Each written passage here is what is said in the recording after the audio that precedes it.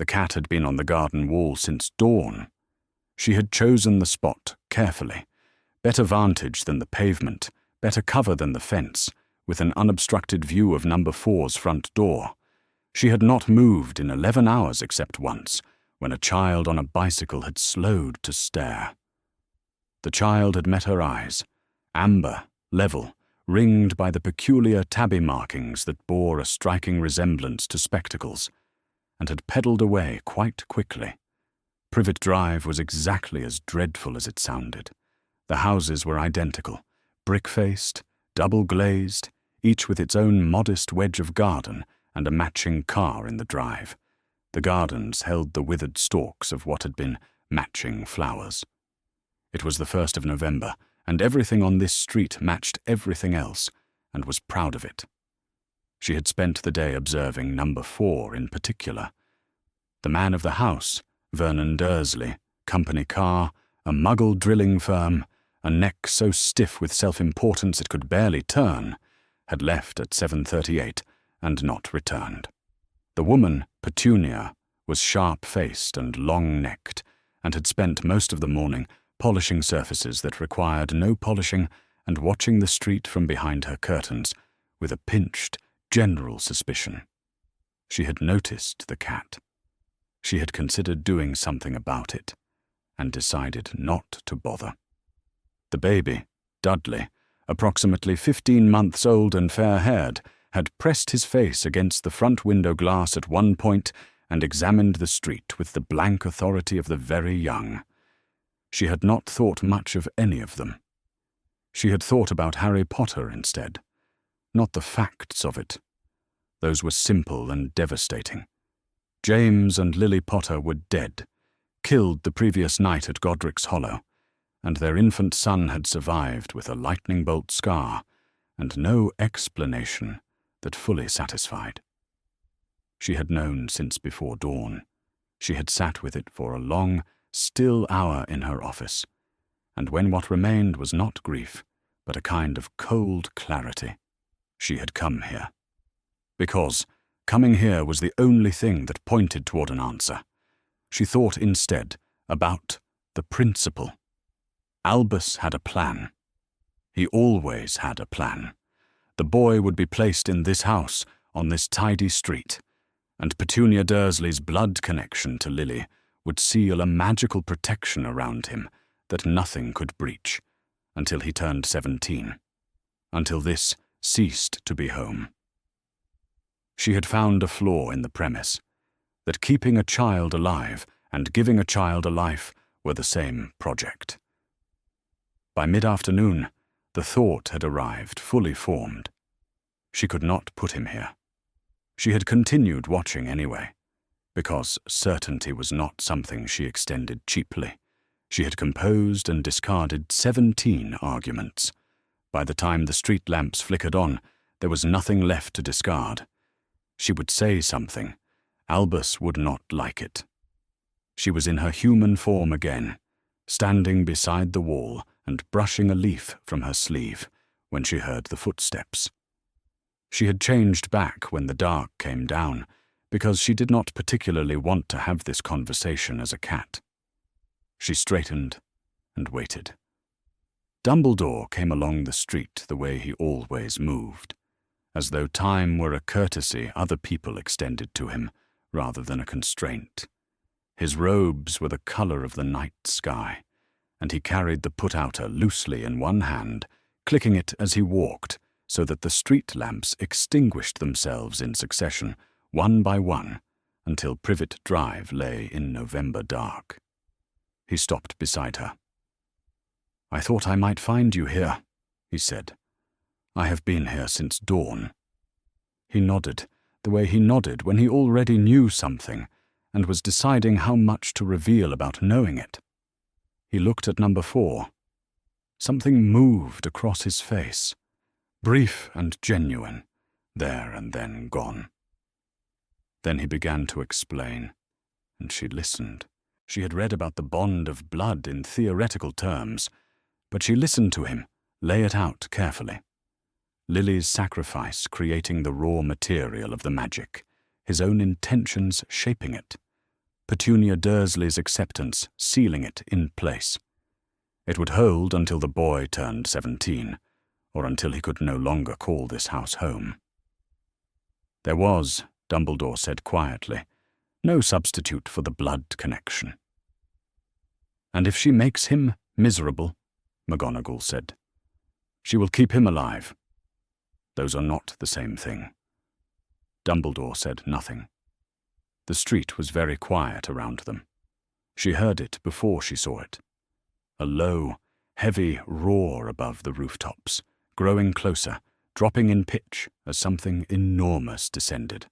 The motorbike settled to earth at the far end of the street, in the shadow between two lamp pools, and the man who climbed off it was large enough that he seemed briefly to fill the whole pavement.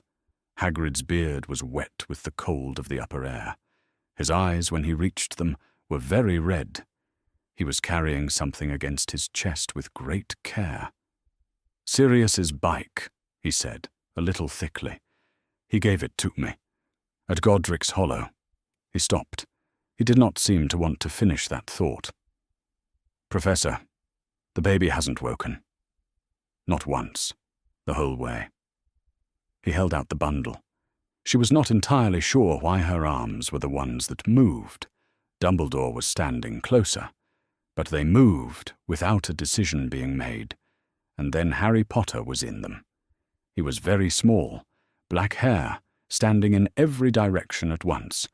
James's entirely, that particular, willful dark that no amount of persuasion had ever taught to lie flat.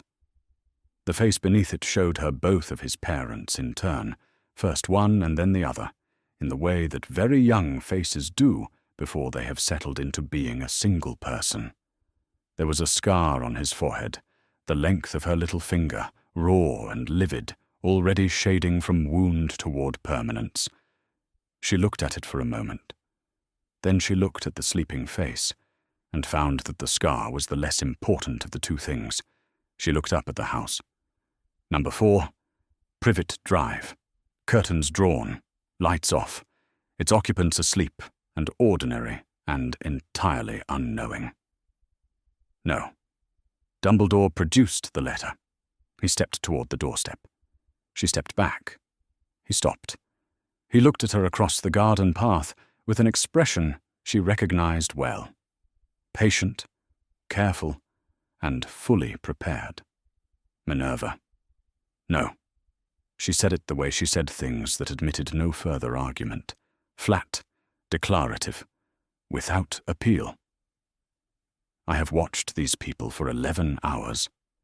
I have watched this street and this house and these 2 adults, and I am telling you that I will not put him here. The blood protection, I know what the blood protection does. The child was warm against her arms. She kept her voice entirely level. I know what it costs. He will be unwanted in this house. He will know it from the day he is old enough to understand the difference between being loved and being tolerated. You are asking me to accept that as the price of his survival. I am telling you, I do not accept it. If Voldemort's followers come looking for him, if Voldemort himself returns in some form, then we will face it. She extended her free hand. The letter. He did not give it. She took it from his hand, and she tore it in half, and in half again, and let the 4 pieces fall onto the front path of number 4, Privet Drive. Hagrid made a sound. He looked between them with his red eyes, and seemed to be forming a question. Nothing came. Dumbledore stood very still. McGonagall held the sleeping child more securely against her shoulder, and she turned, and she disapparated. In the street behind her, the put-outer clicked. The lamps came back on. Yellow light returned to Privet Drive, and to the 4 pieces of a letter on the path, and to the 2 figures that remained, one very large and grieving, and one who stood quite still for a long moment, before he turned and walked away. Hogwarts at that hour was dark and entirely itself. She stood for a moment in the corridor outside her quarters, letting the castle settle around her, a staircase shifting somewhere on the 4th floor, the dim shapes of sleeping portraits in their frames, the low, familiar sound of the kitchens far below. Then she opened her door. She laid Harry in the center of her bed. He did not stir. His fist curled loosely against his cheek. The scar caught the thin grey light from the window. She pulled the desk chair to the bedside and sat. She did not sleep. She went through it all again, methodically. The charm that would not be sealed, the protection that would not hold, every consequence she could name. She named each one and looked at it without flinching. She was certain she was right, and she was not foolish enough to confuse certainty with safety. She had told Dumbledore something very like that tonight, and she had meant every word of it. She sat in the chair in the dark and watched Harry Potter sleep and listened to the castle breathe around them. The news came by owl at 7:30 in the morning. McGonagall had not slept. She was sitting in the chair beside the bed when the tawny owl arrived at her window, the same chair she had occupied the entire night, beside the same child who had woken at 2 in the morning and again at 5, each time with the absolute conviction that something required immediate attention. At 5, she had simply held him upright against her shoulder until the conviction passed. He was asleep now in the center of the bed, surrounded on 3 sides by carefully positioned pillows, and had been for approximately 40 minutes. She opened the window, took the letter from the owl's leg, and read it. Sirius Black had been arrested the previous afternoon. He was charged with the murders of 12 muggles and 1 Peter Pettigrew, who was apparently also dead. He was to be held at Azkaban, pending permanent placement, without trial. The letter was from Alastair Moody, old Mad-Eye, who had found the events of the past 48 hours an insufficient reason to lower his guard, and it contained, as Moody's letters always did, considerably more information than comfort. She sat with this for a long moment. Sirius Black had offered to take Harry at Godric's Hollow. He had given his motorcycle to Hagrid rather than keep it. He had done these things in the first hours after learning that the people he loved most were dead and their child alone in the ruins. Whatever else was true, those were not the actions of the man who had caused it. She did not need to perform a formal analysis to arrive at this conclusion. She had been a teacher for nearly 30 years. She knew when a story did not fit its ending. She had a sleeping baby, surrounded by pillows, no cot, no arrangement for any of the practical necessities of a 15-month-old, and a ministry petition to file. She also had, she was discovering, 17 years of professorial experience that turned out not to constitute direct preparation for the present situation. She went to see Dumbledore. He was not surprised to see her. He was never surprised to see anyone, which she had always considered one of his more exhausting qualities. He was at his desk with the silver instruments turning gently on the shelves behind him, and he folded his hands when she came in with the particular patience of a man who has already considered what you are about to say and decided how much to tell you. She told him what she knew. Sirius had been at Godric's Hollow, not as a perpetrator, but as someone who had discovered a betrayal and handed over his only remaining connection to his dead friends. He had confronted Pettigrew, yes. A confrontation was not the same as guilt. He was Harry's godfather, his legally named guardian, the person who by every prior agreement ought to be raising this child. He was in Azkaban without a trial. She asked whether Dumbledore could do something. Dumbledore was quiet for a moment. Then he said carefully that the secret keeper for the Potters had not, in fact, been Sirius Black. It had been Peter Pettigrew. The switch had been made at the last minute. Sirius's own suggestion, Pettigrew as a decoy, a choice made because no one would think to suspect the least of them. McGonagall looked at him across the desk. "Then Sirius is innocent," she said. "Yes." "You knew the secret keeper had been switched." "I knew." "And you allowed him to go to Azkaban without a trial." Dumbledore did not deny it. The Ministry moved with extraordinary speed. By the time the full situation had developed, Sirius was already in Azkaban, and Pettigrew had gone. To make the case for Sirius's innocence at that moment, one would have had to argue that Peter Pettigrew, who was dead, according to more than 50 Muggle witnesses, had escaped as an unregistered animagus, framed the most obvious available suspect, and vanished into a drain. That was not a story the Ministry was prepared to hear. "You chose not to try," she said. He looked at her with the steadiness of a man accustomed to being looked at that way. "I made a calculation that proved wrong." She sat with this. It was important to be precise about what she was feeling, because Dumbledore was very skilled at answering the question you expressed rather than the one you meant.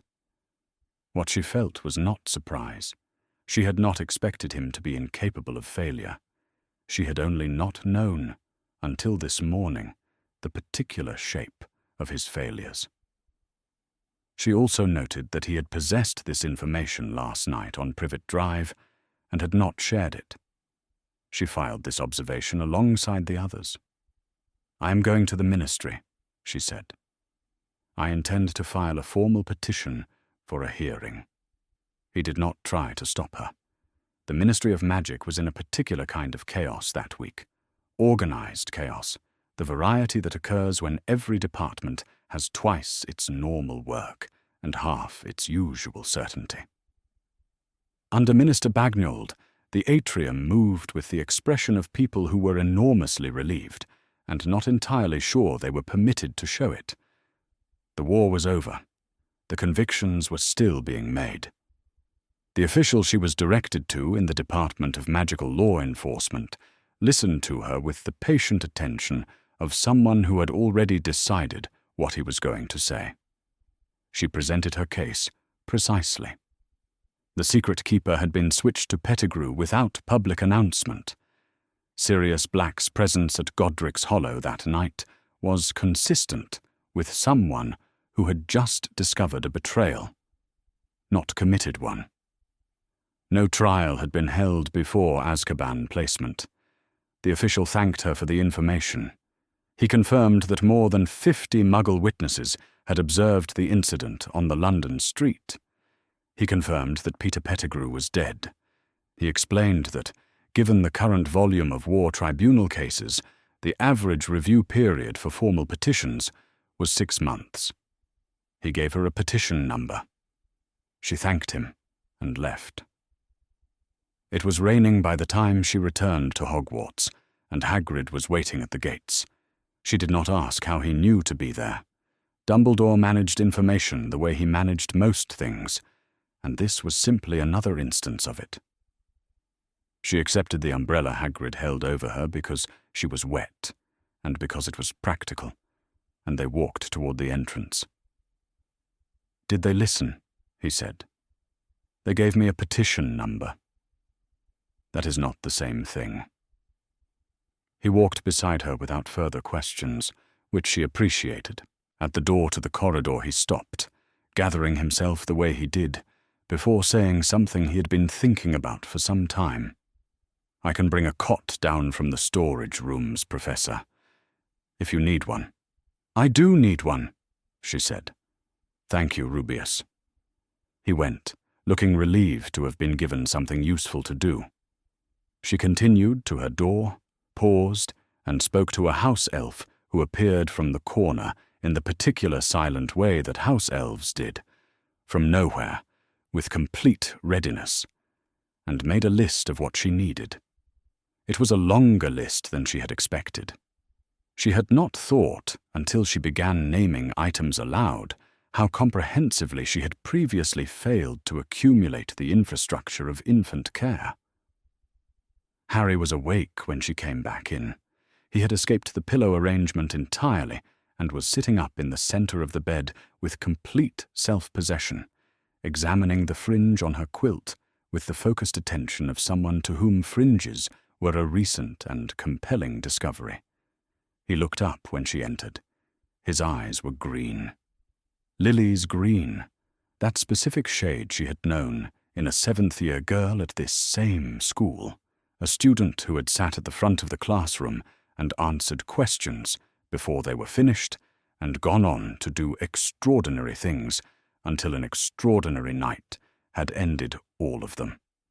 The same color exactly, the same shape even now, in a face still too young to have settled into being a single person's face. He regarded her with complete composure. "Well," McGonagall said. She sat down on the edge of the bed. She had a petition number and no result.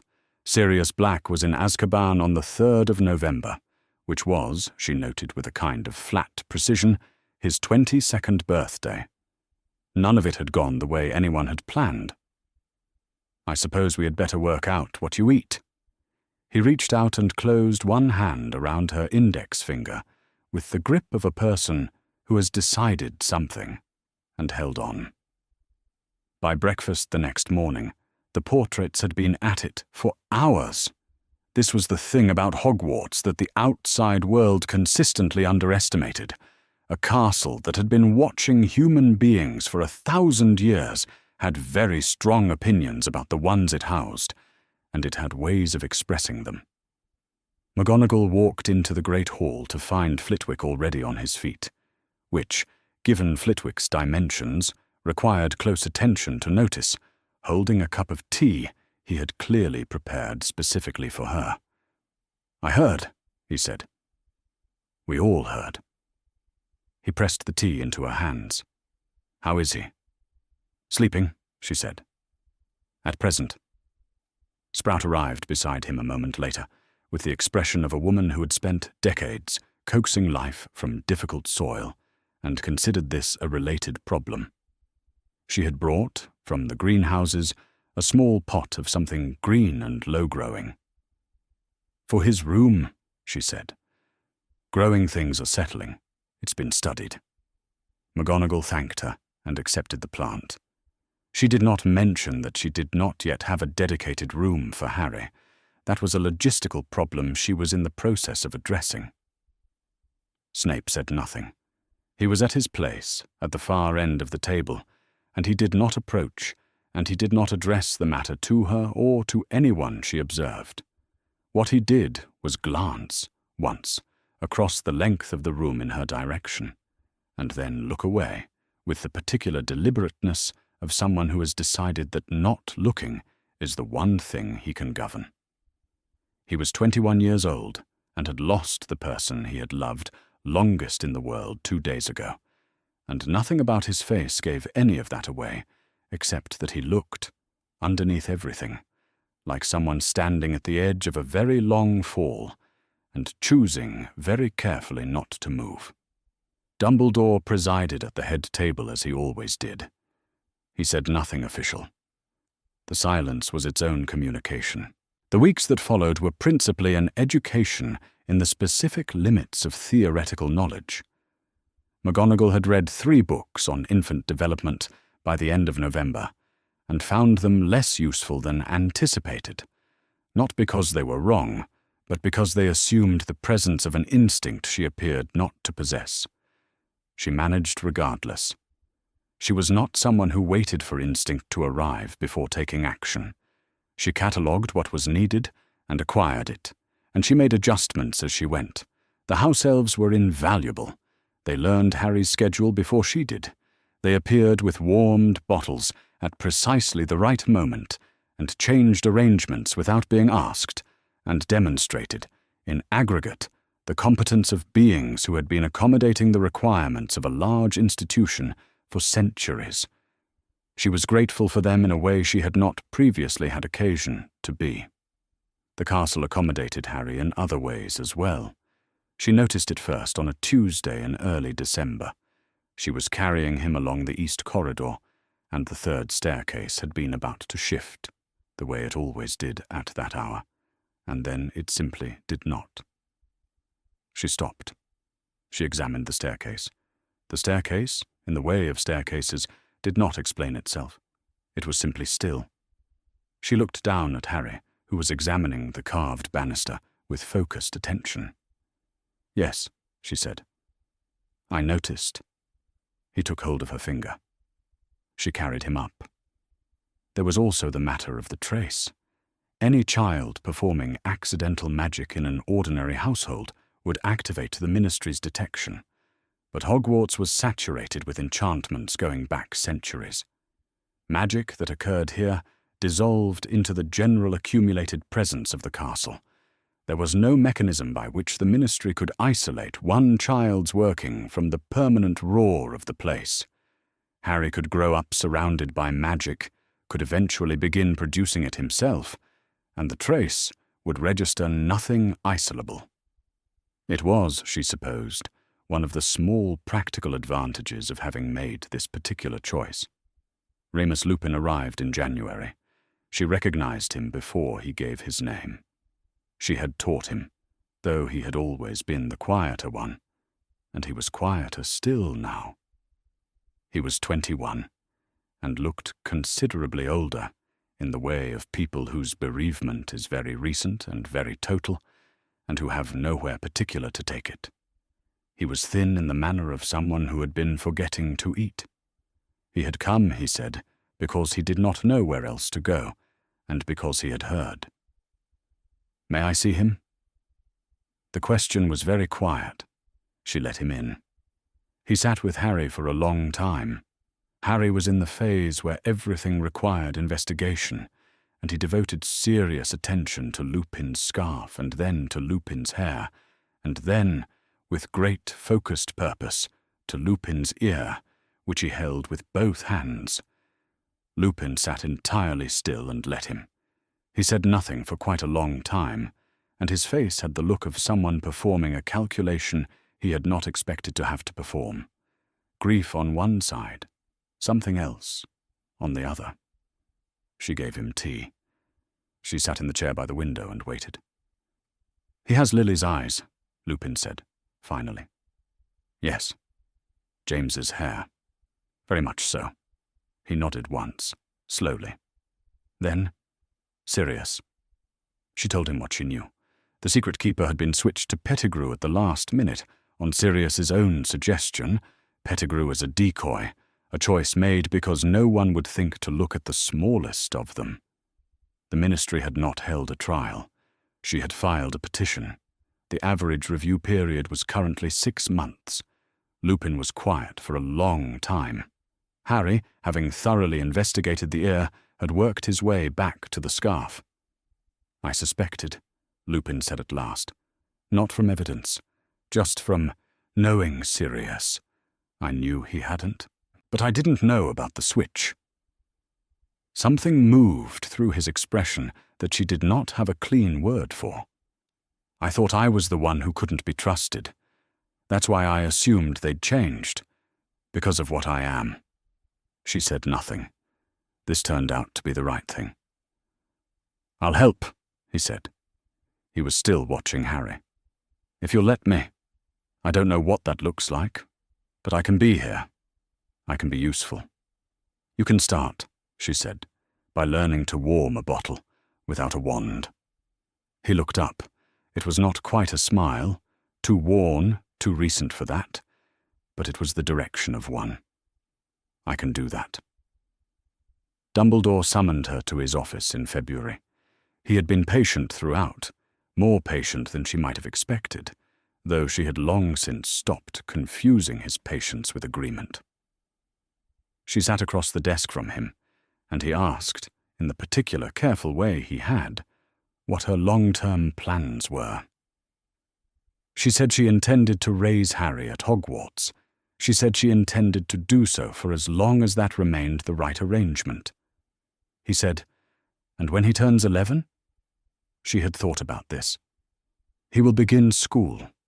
He will be sorted. He will be as prepared as I can make him for every part of what follows." The prophecy remains in force, Dumbledore said. "I am aware. It requires that he be capable of facing Voldemort. The question of how a child becomes capable of that." He paused. "I had thought that a certain openness might be valuable, an absence of the weight of it, the power the Dark Lord knows not." "Is love," she said. "Yes. I have read the prophecy, Albus."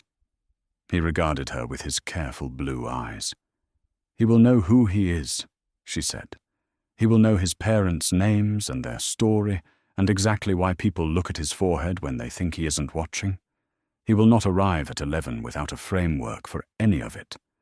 Knowledge is not the opposite of love. Ignorance is not innocence." Dumbledore was quiet for a moment. Then he said, "No. I suppose it is not." He said it with a quality she recognized as a man not yet persuaded, but choosing not to argue further. He retreated to his chair, and she walked back to her quarters. She found Lupin on the floor of her sitting room with Harry. They were examining a picture book together, both of them with matching expressions of absolute concentration. Lupin pointing at something, Harry looking where he pointed, apparently in complete agreement about its significance. She stood in the doorway. Neither of them noticed her. The castle was very quiet around them. Somewhere on the 4th floor, a staircase shifted, and then settled, and was still. The Black Lake had strong opinions about toddlers. Harry had decided, with the absolutism that characterized all his decisions at 22 months, that the Black Lake was the best thing in the world. He had known this since April.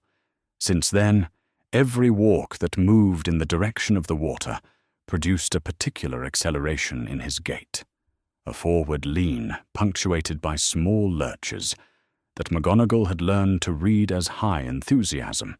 The lake, for its part, seemed to share the sentiment. On still afternoons, the water came right up to the bank, little waves against the stones as though something underneath was paying attention. June was warm, and they had been at the shore for an hour.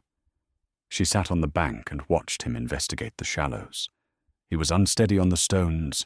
At 22 months he was unsteady on most surfaces. But he had the absolute determination of a very young child who has identified a goal. He wanted to touch the water. He had very nearly touched it 4 times, and on each occasion the margin between touching and entering had been small enough to require her intervention.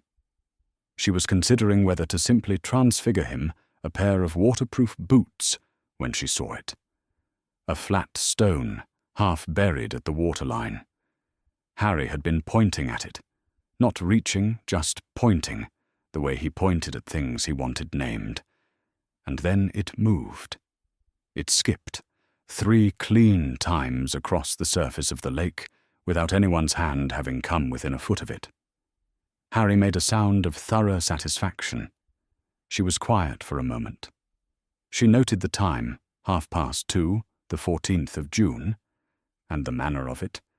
Not explosive, not alarming, simply intentional in the way very young magic is before it learns to be otherwise.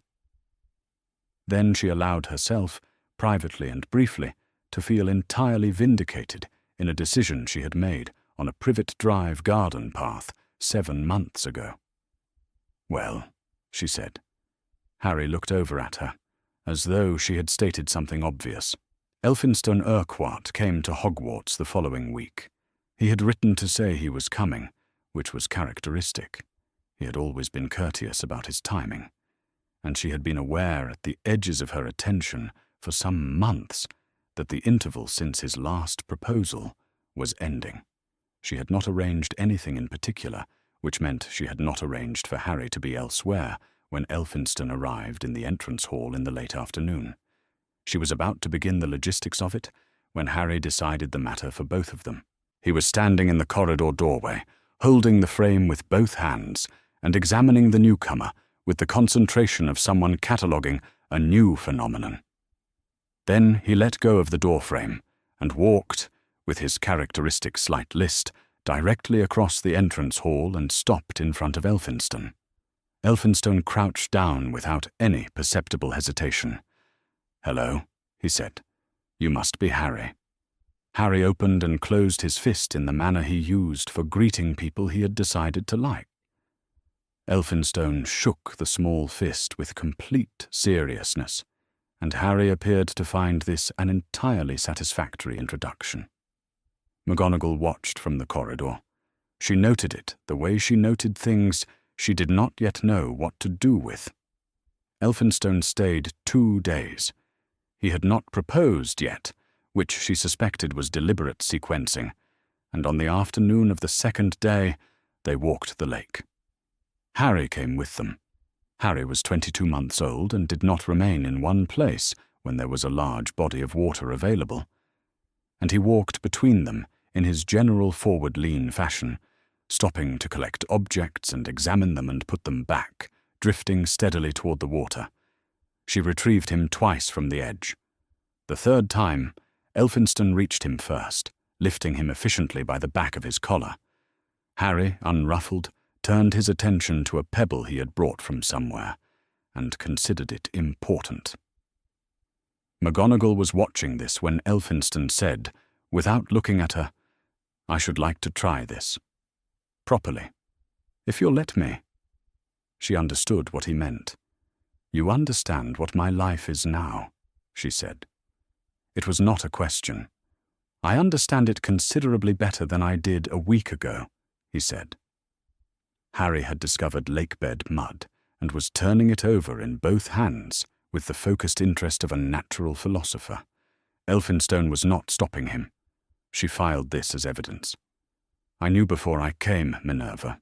I came anyway." She looked at the lake. It was a clear afternoon, very still water, the mountains in it, everything quiet except for a toddler conducting experiments in mud. She thought of Dougal McGregor, as she always did, when something large happened, and she needed to measure it against what she had already survived. It had been a long time. The war was over.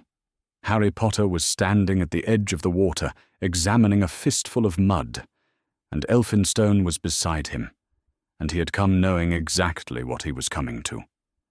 "Yes," she said. "All right." He looked at her. "Yes," she said again. "That is my answer. To both." It was not a romantic declaration. It was two people who had been circling a conclusion for a long time, finally agreeing to stop circling. He nodded once, with the particular quiet of someone who had been prepared for the alternative and finds the actual outcome requires a moment to fully register. Harry, apparently satisfied with the mud, held up his hands toward McGonagall. She produced a cloth from her pocket. They moved to Hogsmeade in August. Hogsmeade was the only all-wizarding village in Britain, and what this meant practically was that Harry could move through its streets without any concealment required. He was 2 years old, and had James's hair and Lily's eyes, and no particular resemblance to anyone was looking for at that age. But there was something easier about a place where the magic was simply there. Not a secret, not a risk, not something that needed to be managed or hidden. Harry had grown up inside Hogwarts, saturated in enchantment from birth. The village was simply a larger version of what he already knew. The cottage was small, and at the edge of the village, on their first morning, McGonagall walked Harry through the lanes, past the 3 broomsticks, the post office, the window displays of the various shops, and Harry observed all of it with his usual concentrated attention, pointing at things and waiting to be told what they were. This was their primary mode of education at 2 years old. She named everything he pointed at. At the end of one lane stood the Hog's Head Inn. Its proprietor was in the doorway. He was a tall man, and he had his brother's eyes, the same light blue, the same quality of seeing more than they appeared to show. Though nothing else about him suggested the same family, he looked at her. She looked at him. Between them, Harry pointed at the sign above the door and made an interrogative sound. She did not speak. Aberforth Dumbledore did not speak. He gave a single short nod, not greeting, not welcome. More the acknowledgement of two people who have each separately decided not to ask the other's permission to occupy the same orbit. She walked on. Harry reached up and took her hand, still pointing back at the sign. "Pub," she said. "You'll understand more about it when you're older." He considered this answer and appeared, on balance, to accept it. The cottage had a talking portrait in the sitting room. This was Harry's earliest understanding of what portraits were. Not paintings that held still, but paintings that had opinions about the weather and strong views on the correct way to arrange furniture, and a persistent interest in where the boy had been all afternoon. The portrait was of a woman who had been someone important once, though the specifics were beyond Harry at 2 years old. She pressed her lips together at things she disapproved of, which Harry found consistently entertaining, and she called him the child, in a way that was clearly not unfriendly, and she was still there in exactly the same spot every morning when he came downstairs, which was, he understood early, one of the things that made portraits reliable. The 3 broomsticks smelled of warm butterbeer and wood smoke, and a general feeling that things were all right. Madame Rosmerta knew his name. This struck Harry, at 2.5, as remarkable, that a woman he had not yet been introduced to should know what to call him, should produce a glass of pumpkin juice from behind the bar with the ease of someone who has been keeping it ready, should say his name in the warm middle of a busy room. He stored this in the category of things that were important and reliable. Certain people in this village knew him already, and this was simply how it was. There was a broom in the window of a shop. He didn't know the shop's name. He knew the broom, a dark-handled thing with gold lettering he couldn't yet read, and he knew the feeling he had when he looked at it, which was like hunger but located in his hands rather than his stomach. Once he had reached toward the glass and felt McGonagall's hand settle on his shoulder, steady and not pulling him away, only reminding him that the glass was there. At home in the evenings, Elphinstone read to him. He read slowly and without performance, just the words, in a low, warm voice, from the large armchair in the sitting room, while Harry occupied the smaller chair beside it. The portrait sometimes commented on the story when she disagreed with a plot development, which Elphinstone acknowledged with great patience. Harry liked these evenings. He did not remember later exactly which books they had read. He remembered the chair and the voice, and the quality of the light in that particular room at that particular hour. In the first winter, Hogsmeade had a market on Saturdays. It was the one time the village was noisy in a specific, seasonal way. The stalls along the main lane, the smell of roasting chestnuts, and something else he couldn't name. But that was warm, the number of people who stopped and greeted him by name. Not because they knew him, because this was a small village and he lived in it. And in small villages, people learn the children first. These were the first things he knew about the world. The second category of things he knew was about himself. McGonagall told him about his parents when he was 3. She was not a person who introduced important subjects casually. She brought him to the sitting room and sat across from him with the gravity of someone about to teach a lesson, which was, in a way, what it was. His name, she said, was Harry James Potter. His mother had been named Lily and his father James, and they had loved him very much. This was the first thing to know. He asked if they were coming back. She said no, and she said it without softening it, which was how he understood it was true. There had been a war, she continued. A bad man had come. His mum had done something very brave that stopped the bad man. And because of what his mum did, Harry had survived when he should not have. The scar on his forehead, He had always known the scar. It was simply part of his face, the way his eyes were, was from that night. It was also a kind of gift, though she would explain that part more fully when he was older. He put a hand to his forehead. He sat with this for a moment. "Is the bad man gone?" he asked. She looked at him with the expression she had when she was about to say something precisely true. "For now," she said. He nodded. This seemed like an acceptable answer. The category of things he would understand when he was older was already accumulating, and he added the gift scar to it. He asked if he could go and talk to the portrait. She said yes. Remus Lupin came in the summers usually, and sometimes at Christmas, a predictable guest in the way that made visits feel like a return rather than an arrival.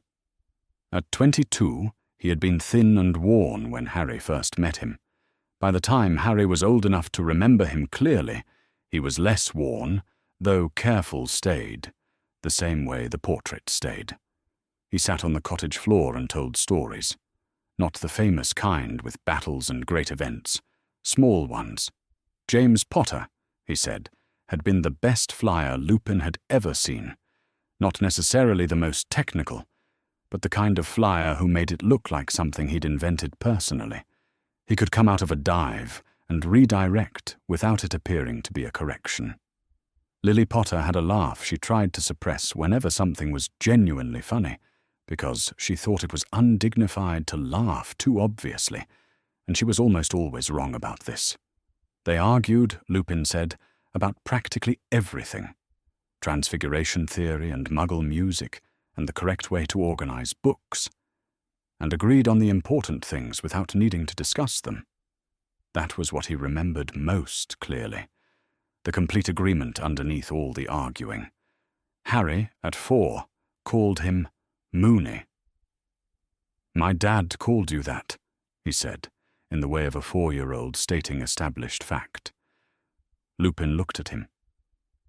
"He did," he said. Harry had been told simply that Lupin was unwell in a particular way at particular times, told when he was old enough to notice that visits were occasionally cancelled, told in the matter-of-fact way that McGonagall told him things that required knowing. The moon, and what the moon meant for Lupin, was therefore simply something Harry understood, part of the world as he found it. He knew there had been 4 friends, his dad and Moony and Padfoot, who was Sirius, about whom McGonagall had a particular expression she tried not to have, and a 4th one named Peter. Lupin did not explain what had happened to Peter. Harry at 4 did not yet have the right question. He noted the gap the way he noted the things for when he was older, and put it in the same place. On a Thursday evening in the winter of 1984, when the cottage was quiet and Elphinstone asleep, McGonagall sat at the kitchen table with a form from the Department of Magical Law Enforcement. This was the 3rd one. The first 2 had come back with the same language. Matter closed, review period elapsed, insufficient grounds for reopening. She knew what Azkaban did. She had thought about it precisely and deliberately, so that she could not pretend not to know. The Dementors that guarded it fed on warmth and happiness, and every memory that made a person feel that the world was worth inhabiting. They did not distinguish between the guilty and the innocent. What they left behind was not a person, but a residue. Every worst moment a human being had ever had on a repeating loop in the cold. Sirius Black had been there for 3 years. He had gone in at 21, and he was 24 now, and she did not know what was left of him. She completed the form in her precise, even handwriting. In the margin beside his name, in the narrow column meant for supplementary notes, she wrote the word innocent. She had written it both times before. She wrote it again. She did not know if anyone read the margins. She wrote it anyway, because accuracy required it. She folded the form, sealed it, placed it by the door for the morning owl. Then she turned off the kitchen light and went to bed. Harry knew the portraits by name. Not all of them. Hogwarts had more portraits than a child could catalogue, and new ones seemed to appear at intervals that suggested the castle was still in the process of furnishing itself. But the ones in the corridors he used most often, he had grown up alongside. The medieval wizard at the top of the third-floor staircase had stopped startling him somewhere around the time he turned 3. The old woman in oils near the Transfiguration classroom always asked him where he was going, and he had learned that she preferred a specific answer over a general one. He provided specific answers. He was 4.5 on a term day morning in the autumn of 1984, running his hand along the banister of the grand staircase the way he did every time, not because it was necessary, but because it was his. This particular sensation, wood and stone, and the faint warmth that old magic leaves on surfaces. McGonagall was 2 steps ahead, her robes making their usual sound on the stairs. She had never told him not to touch the banister. He knew which staircases moved, and when. He knew not to go to the 3rd floor of the East Wing on Tuesdays. He knew where the kitchen entrance was, and the name of the house elf who answered it in the mornings. Pippet, who had strong opinions about breakfast, and conveyed them entirely through expression. He knew, by some accumulated instinct of the body, that the castle didn't want him to fall, that the banister was always solid under his hand, that the stairs that shifted didn't shift when he was on them. He had never been told this. He simply knew it. The way you know the habits of a place you have lived in long enough that it has learned your habits too. On days when McGonagall could not arrange for him to remain in Hogsmeade, she brought him here, and Harry moved through the corridors the way a person moves through their own home, without ceremony and without wonder, which was itself a kind of knowledge that 11-year-olds arriving with trunks and owls would not have. Outside McGonagall's classroom, there was a stretch of 4th-floor flagstone that ran warmer than the surrounding stone because of something in the castle's plumbing. Harry had found this spot 2 years ago and considered it his corridor seat. He sat cross-legged on it now with a book and 2 biscuits and waited. The 5th years filing into the classroom stared. He did not especially mind. People at Hogwarts stared at him intermittently, and had since he was old enough to notice it, and he had developed the patience of someone who understands that others sometimes need a moment before they can speak normally. Most of the students said nothing. They filed past and went in. One stopped.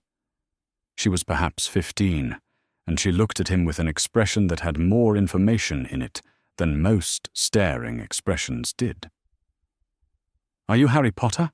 she asked. "Yes," he said. She seemed briefly to struggle with something. He waited. "You're not what I expected," she said, finally. "What did you expect?" he asked. She appeared to discover she had not thought this through. "I don't know. I'm sorry." She went into the classroom. Harry ate the 2nd biscuit and returned to his book. He had a partial picture of what she meant. His name carried weight in this world. He had understood that from a young age, from the way adults sometimes stopped themselves mid-sentence. But the weight attached to a name was not something he had been told to carry. He was 4.5, and reading about magical creatures on a warm patch of stone. And this seemed correct. He heard footsteps from the direction of the dungeon staircase, a very specific cadence, unhurried and deliberate, and looked up. The man who came around the corner was tall and dark-cloaked, with black eyes and black hair, and the expression of someone who went where he was going, without accounting for things in the way. He stopped when he saw Harry. Not sharply, nothing about it was sudden. But he stopped. Harry looked up at him. "Are you the potions professor?" "I am," the man said. "My mum was good at potions," Harry said. "She was a Slughorn favourite." He said it the way Lupin said things about his parents, not as a story requiring a response, but as a fact, one of the organised pieces of information he carried about two people he had never met. It was the thing he knew about his mother that was relevant to this man's subject. He said it, and went back to his book. Snape stood in the corridor. He had known the boy was here. He had known it in the abstract way one knows things by keeping them carefully from becoming specific. Dumbledore had told him early on that Potter had been taken in by McGonagall, that he appeared in the castle on certain days, that the arrangement was, as Dumbledore described it with characteristic understatement, a departure from the original plan. Snape had been careful, in the years since, to avoid McGonagall's corridor on her teaching days. He had been diligent about it. He had not been diligent enough today.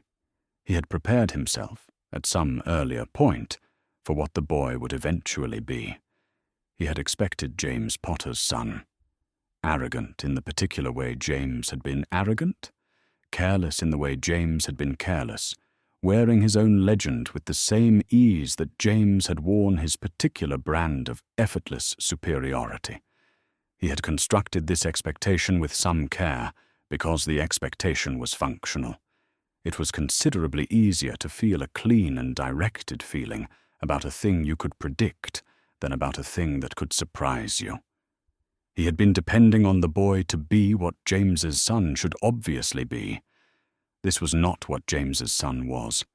The boy was small and quiet, and had looked up from his book with the complete absence of self-consciousness of someone who had grown up inside this castle and found nothing remarkable about being in it. He had James's hair, the same black disaster, that specific variety of chaos that had never in Snape's memory been persuaded to lie flat. But he had looked up with eyes that were not James's, not in any measure. They were lilies. The precise shade, a green that Snape had spent nearly a decade not thinking about with any frequency, in a face too young to have settled into its final form. He had looked out of those eyes at Snape with the calm, assessing look of a child who is deciding what category of person you belong to, and then he had placed Snape in whatever category he had decided on, and said his mother was good at potions. He said it without weight, without any sense of what it cost to hear. He said it because it was the relevant fact about his mother, and this was the potions professor. And then he went back to his book with the completeness of someone who has said what needed saying. A Slughorn favourite. One fact among the organised collection that someone, Lupin, presumably, or McGonagall, had given him about two people he had never met. He had produced it because it applied and moved on. Snape remained in the corridor considerably longer than he had intended. The boy did not look up again. He was reading with the same focused attention he had brought to examining Snape, which was apparently the attention he brought to most things. He went back to the dungeons. He did not examine with any precision what he was thinking. McGonagall came for Harry at the end of the last lesson. He had fallen asleep on his book, a consequence, she suspected, of the warm flagstone and the length of the afternoon, and she gathered him up, and he woke halfway and resettled against her shoulder in the manner of someone who has decided that waking fully can wait. She saw Snape in the doorway at the far end of the corridor. He was watching, and he had the look of someone who had not expected to be seen. She had questions about why he was still there, and she chose not to ask them. He chose not to speak. She turned and walked toward the front doors. Outside, the afternoon had gone cold and golden, late October light long across the grounds.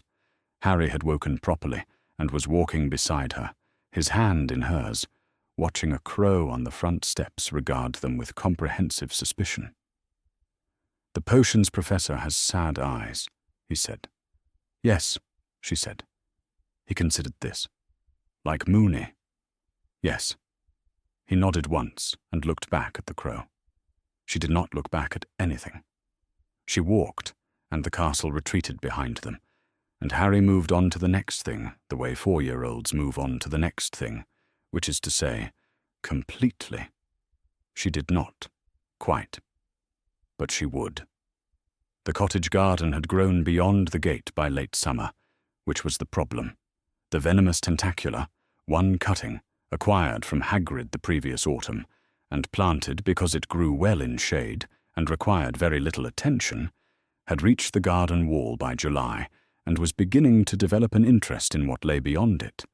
Elphinstone had gone out on a Sunday morning in August to do something about this. He was a wizard of considerable ability, but he was not a herbologist, and what he did not know about venomous tentacula could have filled a volume. McGonagall heard him call out once, from inside the house. She ran. Madame Pomfrey's face at the door of the hospital wing told her everything before a word was spoken. It had the look of a face that has prepared itself for a necessary moment and is waiting only for the right one. McGonagall looked at it and understood, and then Pomfrey said what had to be said anyway, because saying it was correct. The venom had moved too quickly. There were treatments for venomous tentacular bites. There were treatments for nearly everything, which was the persistent mercy of magical medicine. But the treatments required time, and the venom had not permitted time. She asked to go in. She was permitted. He was conscious when she sat beside him. This was the thing she would choose to remember, later, when she needed something to hold. She had been with him. She had been with him, and he had been conscious, and she had held his hand and said the things that needed saying, and had not wasted any of it. He had looked at her with the particular expression he had worn on the afternoon she finally said yes by the lake, not surprised, not triumphant, just settled, as though something had arranged itself the way it always was going to. And then he had closed his eyes. And that was the end of it. She sat with him for a while after, because there was no reason to hurry. McGonagall told Harry when she came back to the cottage. She brought him to the sitting room the same way she had brought him there, at 3, to tell him about his parents, a fact that, being 4 years old, he did not quite remember, but seemed to recognize in the bones of it, and she sat across from him with the same gravity. She said, Elphinstone had been hurt in the garden, and the healers had not been able to fix it, and he had died. Harry was 4 years and 11 months old. He knew what died meant. He had known since he was 3, and sitting in this same room, and McGonagall had told him about Lily and James. Like Mum and Dad, he said. She said yes. Like that, not the same reason, not the same night, but the same kind of gone, the kind that did not come back. He looked at his hands in his lap, which was what he did when something needed thinking about. Then he began to cry, not in the way of a child crying for attention, but in the way of a child who has understood something and does not know what else to do with the understanding. She gathered him up and held him, and he cried into her shoulder for a long time. She did not cry. She was present, and she was still, and she kept her hands steady around him, because he needed them to be. And there would be time for everything else later. The portrait in the corner, the woman who had opinions about furniture and called Harry the child, did not speak, which was the most considerate thing she had done in 3 years. Harry fell asleep eventually, the thorough sleep of a child who has exhausted himself, and she put him in his bed and went back to the sitting room and stood for a moment in the silence of the cottage. Then she went to the back window. She had thought of Dougal MacGregor many times since his death. He had been murdered while she was in this very cottage in the early years of the war, a Muggle caught by people who killed Muggles as a matter of principle. And she thought of him again now, because he was where she had first learned what loss felt like, as a permanent condition rather than a state you moved through. She had known, when she chose her career over him in her youth, that it was the right choice, and the grief of it had been the grief of a door you have closed yourself, sharp, then manageable, then past. What had happened with Elphinstone was not that. She had kept every door closed for years after Dougal. Elphinstone had taken years to persuade her to open one. He had been patient in a way that had seemed at times merely stubborn and had turned out to be something else. And she had opened one door and lived through it, and had been, for 3 years, the particular kind of glad that people are when they discover they were wrong about what they could afford to feel. And now it was closed, but this time she hadn't closed it herself, and there was a different quality to the weight of it entirely. She stood at the window of the Hogsmeade cottage and let herself feel what there was to feel without managing it. No audience, no particular courage required, only the specific, private acknowledgement that this was the weight of it, and it was very heavy, and she was going to carry it because there was no alternative she was prepared to accept, and because in the next room a 4-year-old was asleep who had already lost more than any child should lose, and who would need her, in the morning, to be someone who could be relied upon.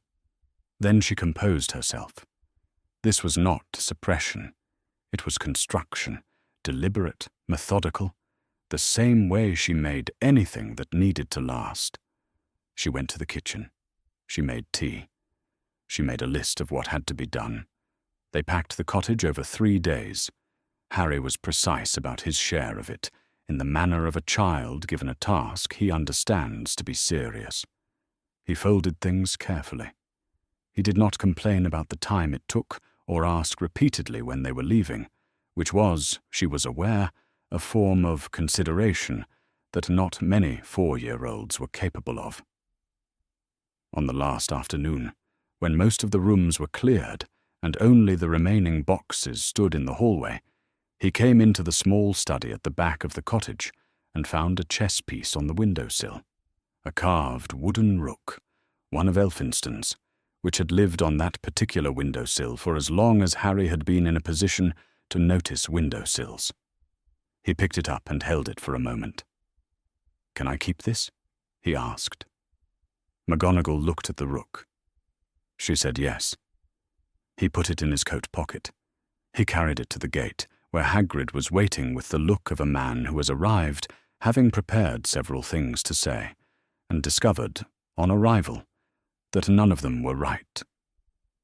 He had been crying, which was Hagrid's nature, and his eyes were red and his beard was damp, and he stood there for a moment, with his large hands at his sides, and then, without saying anything, he picked up the 3 heaviest boxes and carried them, and that was exactly the right thing. They walked back through Hogsmeade in the early September light. A few people nodded. 1 or 2 put a hand briefly on McGonagall's arm as she passed. She accepted this without stopping. Harry walked beside her with his hand in hers, and his coat pocket weighed down by a small carved rook, and he did not ask where they were going, because he had always known, in the way of someone for whom 2 places had always been home, that when one became unavailable, the other was still there. Hogwarts was quiet in the week before the students arrived. The staff quarters had been kept. She opened the door, and it was as she had left it, and Harry went in ahead of her, and stood in the centre of the sitting room, and looked at the shapes of the place. "Home," he said. "Yes," she said. That night Harry slept, and McGonagall stood at the window that overlooked the grounds. The Forbidden Forest was a dark mass in the September dark, and Hagrid's hut had its lights on below, and the grounds were entirely still. Dumbledore appeared in the doorway. He had not knocked. He was headmaster, There was no door in this castle whose key he did not have, and in 30 years she had never known him to knock when he had something he needed to say.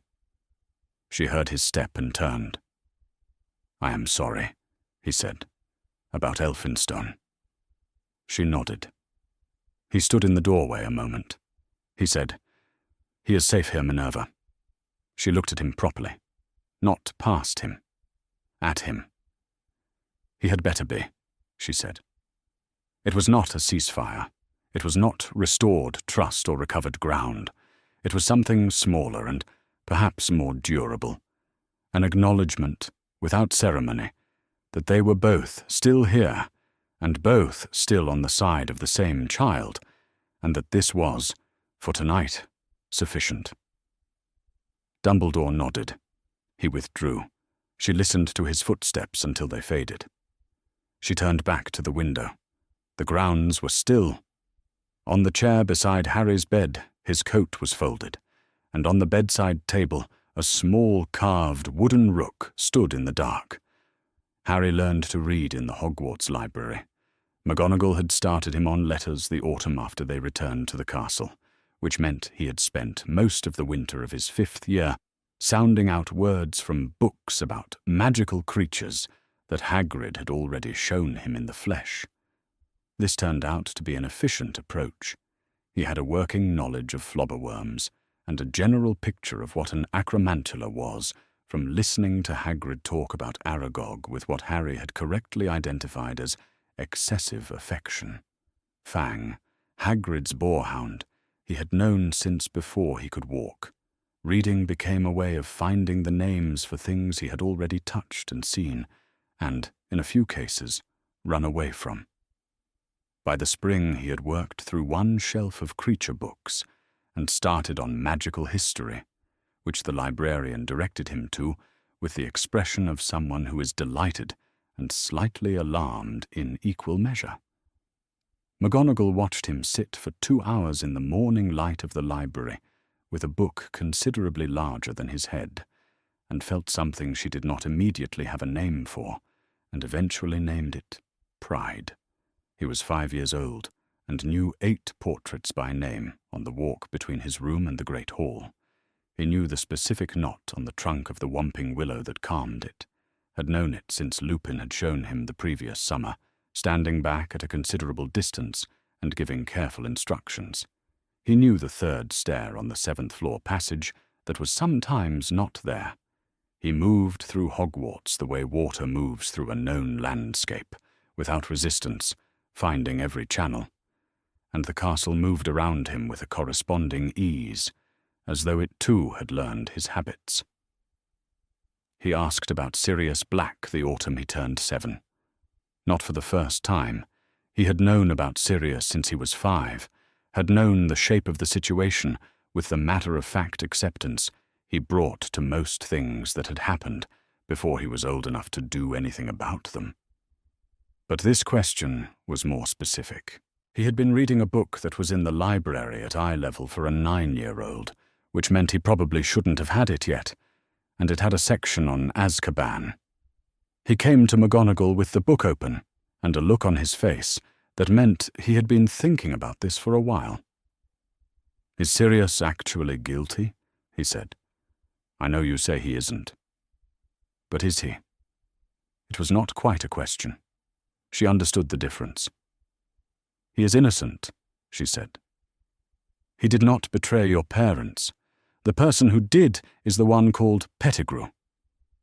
"Then why is he still there?"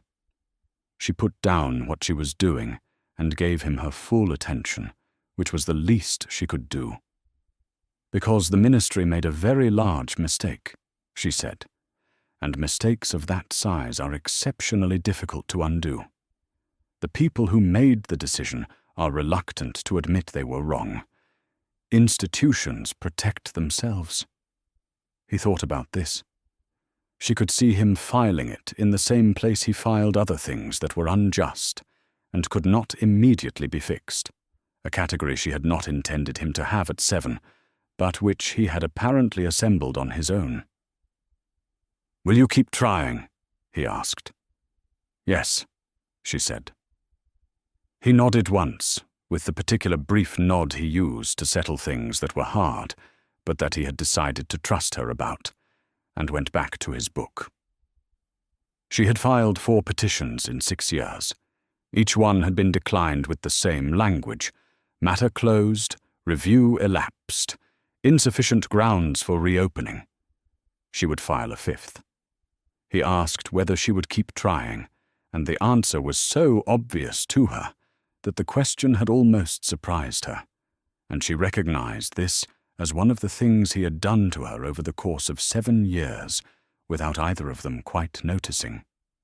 She told him about the prophecy in the spring of the year he was 9. She had been deciding when, for a long time. He was old enough now to hold it without being diminished by it. She believed this, though she had revised her picture of what he could hold on several previous occasions, and been wrong in both directions. She brought him to the sitting room in the manner she brought him there when a conversation required that he be able to look at her properly.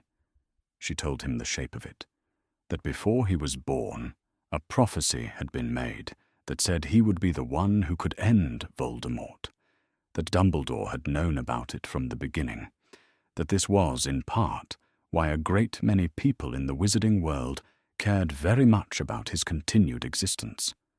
She did not tell him the exact wording, because she didn't have it. The full text was held in the Department of Mysteries, and Dumbledore had not shared it with her. The shape was what she had. The shape was what she gave him. He listened with the complete attention he reserved for things that mattered. When she finished, the room was quiet for a moment. "Did you know about it?" he asked. "When you took me from the doorstep?" "Yes," she said. He looked at her with the green eyes that had been looking at her since he was 15 months old. "And you took me anyway." "You were a baby on a doorstep," she said. "In November. In the cold." He was quiet for a long time. He looked at the window, the way he did when he was working out how he felt about something, and she waited and did not rush him. "I think that was the right thing," he said. "What you did. Even if it was because of the prophecy, partly. I think it was still the right thing." She was already crying. She had not anticipated this. She had managed grief in private for 9 years, had been composed in his presence through deaths and petitions and the prophecy itself, had considered steadiness the primary thing she owed him. And now she was crying in the sitting room over a sentence, and could not immediately identify which part of it had undone her. He looked at her with an expression she could not fully read. He did not say anything. He moved from the chair to sit beside her on the sofa, and he sat there, and she cried for a while, and he waited, and eventually she stopped. She did not apologize. Some things did not require apology. The letter arrived in July, when Harry was 11. It was addressed to Mr. H. Potter, Professor McGonagall's quarters, Hogwarts School of Witchcraft and Wizardry. He had been in the sitting room reading something entirely unrelated to the matter of being 11 years old and receiving a Hogwarts letter. He took it from the owl, read it carefully, in the manner he read things that contained specific information, and folded it precisely along its crease. He held it out to her. "I suppose I'll need a wand," he said. "We'll go to Ollivander's," she said. "In Diagon Alley." He nodded. He went back to his book. She sat with the letter. The address was, as always, precisely correct. The castle had always known exactly where he was, because he had always been here. And something in that fact, in the school formally writing to a boy who had eaten breakfast in its great hall every morning for 6 years, who had been carried up its staircases before he could walk, was one of the stranger things she had experienced.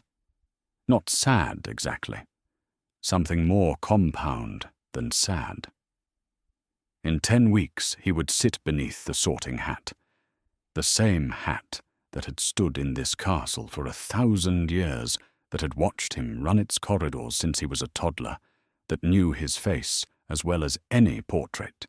It would place itself on his head and tell him, formally and in front of everyone, what house he belonged to. She sat with the letter for a long time. She wondered what it would say. She thought she knew. She sat with the letter a while longer, because she was not quite ready, yet, for the summer to end. McGonagall told him, the morning of September the 1st, that he should go with the first years. He had known he would need to. The question of how you started being a student at a school you had always lived in was one he had been considering since July, but they had not specifically discussed it until now, when she was standing in the corridor, with the expression she had when she had made a decision and was communicating it. "The boats," he said. "The boats," she confirmed, with the other first years, and then the sorting. He picked up his bag. It was the same size as everyone else's, and contained, among other things, a school supply list for things he had owned for years. "All right," he said. She looked at him for a moment, with the expression she sometimes had at the beginnings and ends of things. It was not quite sadness, and not quite something else. "All right," she said. He went. The first years had assembled on the edge of the grounds in the early September dusk. 11-year-olds with trunks and owls and the collective energy of people who have arrived somewhere very large and do not yet know what it is going to do to them.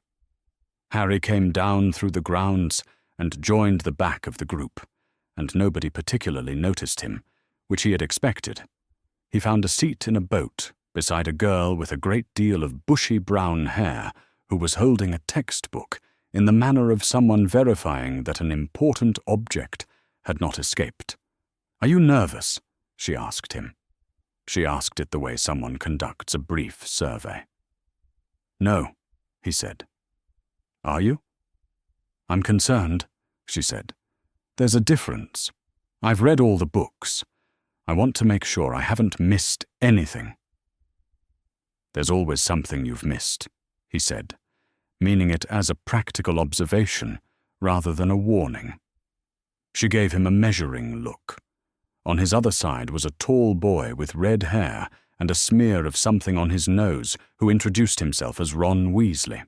He had 5 older brothers and the specific awareness of someone who has always had predecessors. After the introduction, he looked sideways at Harry in the way several people had already looked at Harry today, which was the look of someone who has matched a name to a face and has not decided what to do with it. "You're Harry Potter," he said. "Yes," Harry said. Ron looked as though he had more to say and was auditing which parts were reasonable to say out loud. "My brother Fred says the scar is on your forehead," he settled on. Harry pushed his fringe aside briefly. Ron looked at the scar with careful attention and then returned to looking at the water, as though he wanted it to be clear he was not staring. Harry considered this a reasonable response. "I'm Hermione Granger," said the girl on his left, as though they were completing a register. "I'm very sorry about your parents." He had heard this before. Adults said it, usually with the expression of people delivering something they had prepared in advance. But she said it with the same precision she had applied to her own name, and something in that made it land differently. "Thank you," he said, and meant it. The boats brought them to an underground dock and a staircase and a set of doors, and the doors opened into the great hall. Harry had eaten in this room every morning for 6 years. He knew the enchanted ceiling from November fog to midsummer blue, had sat at every table, and could identify from 30 feet which seat Snape habitually occupied at the far end of the staff table, and which one McGonagall preferred, third from the left of centre. He was looking at the ceiling now, the September night reflected in it, stars beginning to appear, with the attention of someone checking on a familiar thing, rather than encountering it for the first time. He became aware that he had begun walking toward the Gryffindor table, and that Hermione was looking at him with urgency. "We aren't supposed to sit down yet," she said, in a whisper, doing the work of a warning. "Right," he said, and stopped. She leaned toward him. "Do you know how the sorting works?" "A hat," he said. "I know it's a hat, but which kind of hat?" "One that talks," he said. "It usually sings first." She stared at him. "How do you know that?" "I've seen it before," he said. "We should probably be quiet now." The sorting hat was placed on its stool at the front of the hall. It did sing first, a new song, as it always was, different every year. And then the deputy headmistress unrolled the scroll and began calling names. Harry did not think of her as the deputy headmistress. He knew her as someone who made tea at 6 in the morning when she could not sleep, who had a particular sharp relief expression when she had been worried and was relieved, and who was currently standing at the front of the room with a list, being professionally formal in the way she was when he was not supposed to acknowledge knowing her. He heard his name somewhere in the P's, and heard, simultaneously, the particular quality of quiet that settles over a room when a name arrives with weight attached to it. He went up. He sat on the stool. The hat settled over his eyes. It was dark, and then there was a sense of examination, the feeling of being read rather than looked at. "Well," said the hat, "not in his ears, but somewhere else. There's the famous Harry Potter, and something else, something in the scar." He had been told about the scar fragment at 9. He nodded in the dark, in the way you nod when someone has confirmed a thing you already knew. "Yes," the hat said. "That. We'll let that be for now. It's not your doing, and it's not who you are. What's here underneath is brave, certainly. Curious. More loyal than you'd probably admit. There's a good deal of your mother in you, and rather less of your father than people might expect. Though that's not a flaw. Gryffindor." The hall came back. He lifted the hat off his head. At the staff table, McGonagall watched him walk to the Gryffindor seats. She had watched the hat descend over his head, and not spoken to anyone for approximately 40 seconds, and breathed with the careful deliberateness of someone who is being professional. She watched him sit down between the Weasley boy and the Granger girl, and say something that made Granger's eyes go very wide, and Weasley produce a sound she interpreted as involuntary. Dumbledore, at the centre of the table, watched Harry with the particular expression he used when he was revising something he had previously calculated. Snape was looking at his own hands. McGonagall turned back to the roll. There were more students to sort. After the feast, when the prefects were marshalling their charges, Harry fell in with the stream of Gryffindor first-years heading for the tower. He knew the route without thinking about it, which was fortunate because the castle was demonstrating its usual indifference to what maps suggested it should look like. He redirected the group twice before Ron said, "You know where you're going?" "Yes," Harry said. "Have you been here before?" "I live here," Harry said. Hermione turned to look at him directly, the way she did when she had identified a gap in her information. "You live in Hogwarts?" "With Professor McGonagall," Harry said, "since I was a baby." There was a brief, genuine silence. Ron broke it. "She's your mum?" he said. "She's the person who raised me," Harry said. The tone was neither complicated nor uncomplicated. It was simply the accurate description. Hermione processed this for approximately 1 second. "What's the password to the common room?" she asked. He told her. She wrote it in her notebook. She looked considerably more settled than she had a moment before, and he understood this about her immediately. Practical information was what she used to make the world manageable. He found this familiar and not unreasonable. They climbed the last of the stairs to the portrait of the fat lady. He gave the password. The portrait swung open. He held it for the people behind him. Not his friends yet. But who would be, he thought, which was a different kind of knowledge from knowing what house they'd be sorted into, but not entirely unlike it. And went in. The dungeons smelled the same as they always had. Harry had been coming to this part of the castle his entire life. The potions corridor, the perpetual cool of the lower floors, the sharp smell of something always being brewed in the nearest classroom. He knew what diced boom-slang skin smelled like, and the faintly metallic quality that powdered bicorn horn left in the air. He had been carrying this knowledge for years, filed alongside which staircases moved, and the name of the house elf who answered the kitchen entrance in the mornings. Snape was at the front of the room when the first years filed in. Harry had known him as a figure moving through certain corridors at certain hours.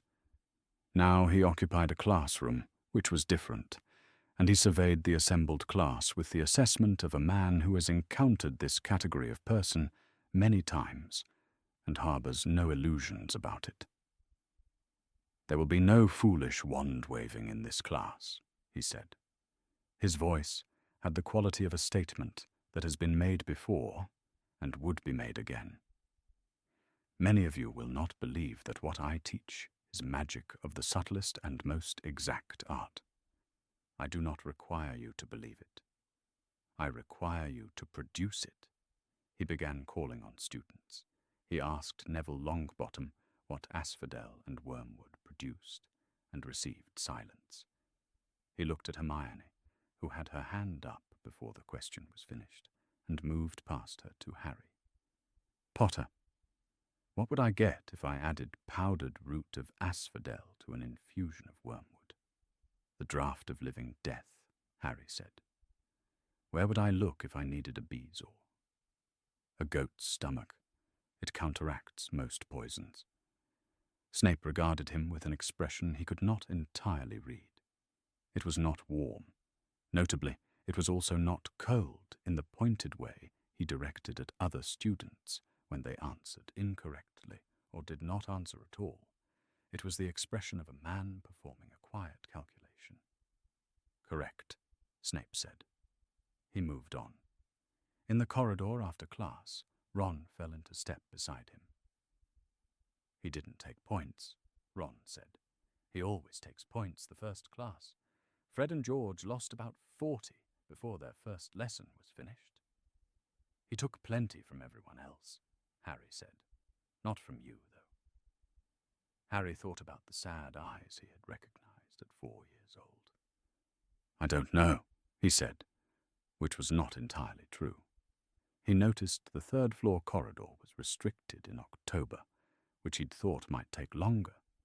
The door itself hadn't changed physically, but there was something placed around it now. Something he felt rather than saw, and the first time he stood still beside it, he could hear, clearly, if he concentrated, something breathing on the other side. Something very large. The breathing had a quality that was not quite one creature. He went to Hagrid on a Saturday. Hagrid had known him longer than he could remember, had known him since before memory existed to know things, which meant Hagrid had never developed the habit of being careful around him. He came to the subject of the third floor by a route he thought was subtle, and Hagrid was careful in return, which was itself the information Harry needed. Hagrid being careful meant there was something to be careful about. I'm not saying there's anything behind any particular door on any particular floor, Hagrid said, his very large hands wrapped around his very large mug, looking into it with great concentration. I'm only saying that there are certain creatures that, speaking professionally, I wouldn't discuss if I had personal knowledge of them. 3 heads, Harry said. The mug came down onto the table. I never said anything about 3 heads. You didn't have to. He had heard 3 sets of lungs, slightly out of phase with each other. Is it a Cerberus? Hagrid looked at him with the specific expression of a man who is discovering, that the child he has known since infancy has become quite difficult to manage. His name, Hagrid said with great dignity, is Fluffy, and I'm not saying another word about it. He told McGonagall that afternoon. He had reached the third sentence when she held up one hand. I am aware of what is in that corridor, she said. I know why it is there. I am asking you, directly, as I know how to ask you directly, to stay away from it. What is it protecting? He said. Harry. He let this be an answer for a moment. All right, he said. I'll stay away from it. She examined him with the look she used when she was weighing his word against her prior knowledge of his behavior. You will tell me, she said, if something else changes. If you notice something I should know. Yes, he said. That one he meant without qualification. The thing he had not yet mentioned was Professor Quirrell. He had encountered nervous teachers before. First-year anxiety took many forms, and he had watched enough of McGonagall's colleagues over the years to know that knowledge and classroom confidence were not the same quality. But Quirrell's nervousness was the wrong shape. He had a stammer that arrived and departed without pattern. He wore a purple turban he never removed, which was his own business, except that it smelled of garlic in a way that seemed functional rather than incidental. And when he lectured, quietly, carefully, choosing each word in the way of someone maintaining something, there were moments when the air around him felt subtly wrong, like a room where something had recently happened and the evidence was being managed. Harry had spent 10 years around Remus Lupin, who carried what he carried with the control of long practice. He knew what a managed presence looked like, and he knew the difference between managing something difficult and managing something that was trying to get out. Quirrell's management was of the second kind. He mentioned it to McGonagall on a Tuesday in November. She listened carefully and asked one specific question, where exactly the wrongness was centered, and then said she would look into it in the tone she reserved for matters more serious than she intended to indicate. She thanked him, and he went back to the tower. The troll came on Halloween. He was at the feast when Quirrell ran in. The stammer was absent. Quirrell spoke with clarity, which was itself information, before the content registered. Troll in the dungeons. McGonagall directed students toward their common rooms. Ron appeared at Harry's elbow before the bench had fully cleared. Hermione's still in the second-floor bathroom, since study period. Harry had done the calculation before Ron finished. The second-floor east bathroom, the troll loose. A troll's sense of direction was unreliable, but its sense of smell was not. East side, he said. East side, Ron said. They went. The bathroom. The smell, which was very bad. Hermione backed into the far corner, not making any sound, but with both hands pressed flat against the wall behind her. The Trolls' Club raised over something she was crouching beside. Ron shouted, "Wingardium Leviosa," and the club went up.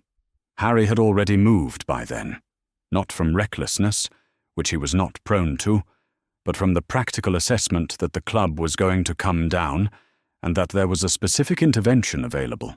He climbed the troll's back, which was unpleasant, got a hand on its ear, and retrieved the club on the way down. He hit it once. Ron hit it once more.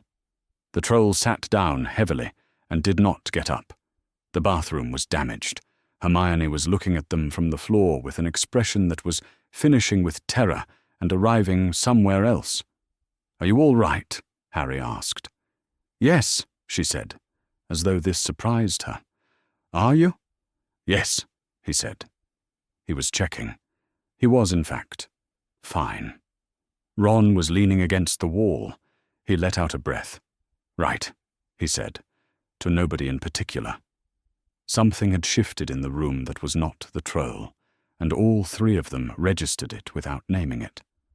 McGonagall arrived with Flitwick and Quirrell. She assessed the scene, the unconscious troll, the three children, the structural situation, in a single comprehensive look. Then she looked at Harry. It was the look she had been giving him since he was 5 years old, the look of a person who has predicted something they had hoped not to predict, who is simultaneously relieved that the outcome was not worse and precisely as exasperated as the situation warranted, with no excess and no deficit. She deducted 10 points from Gryffindor for recklessness. She awarded 15 for competence and for the protection of a fellow student. The arithmetic was, Harry felt, fair.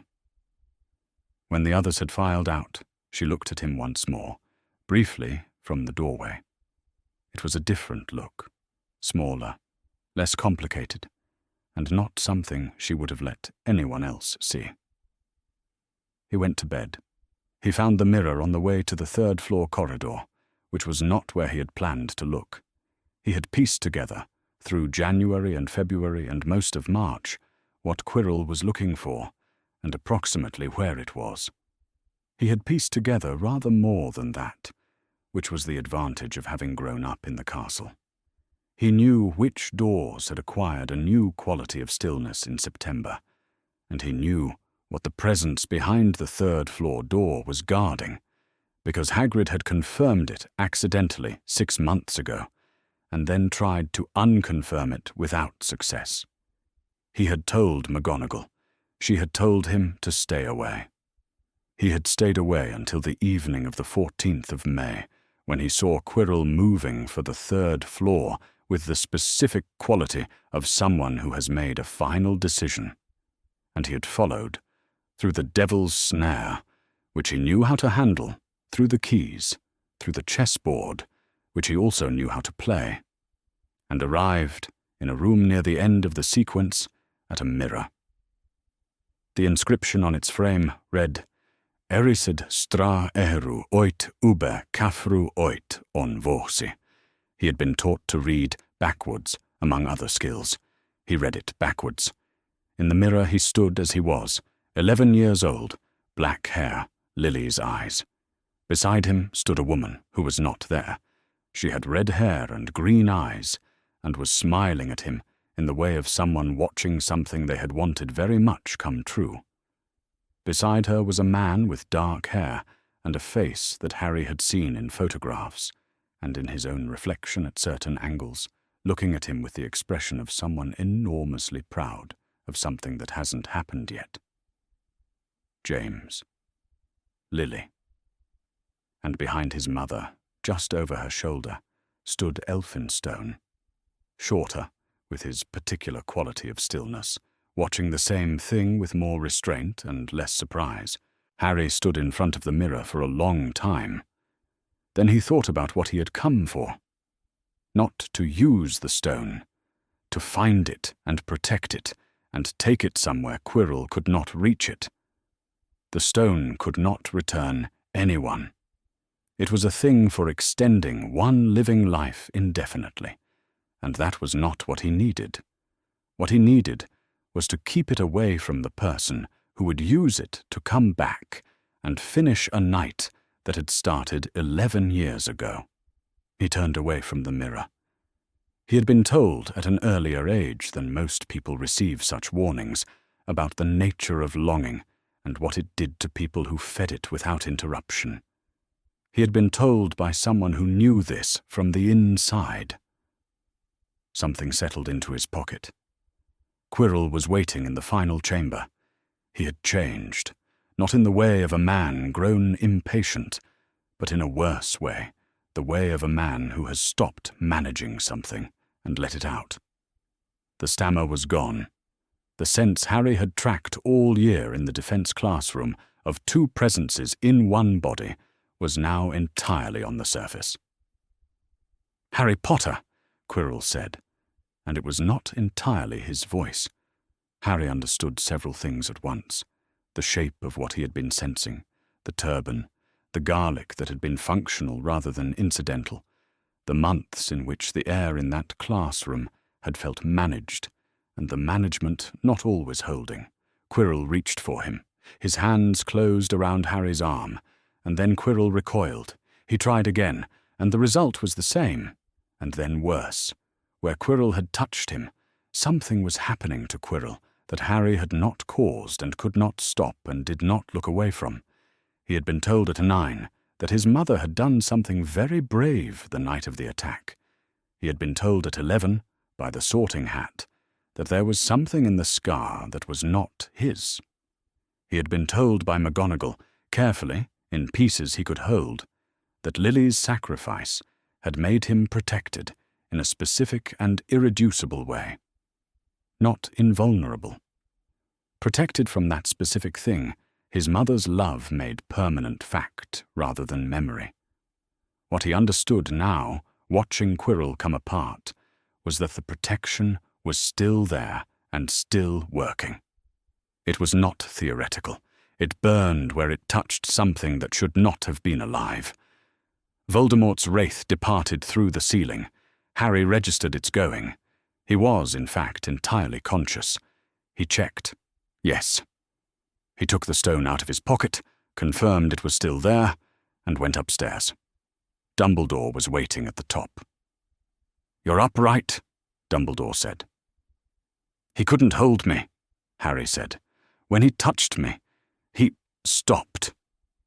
Dumbledore regarded him with the expression Harry had spent 11 years learning to read, the one he wore when he was revising a calculation. "Yes," he said, "that would be consistent with what happened."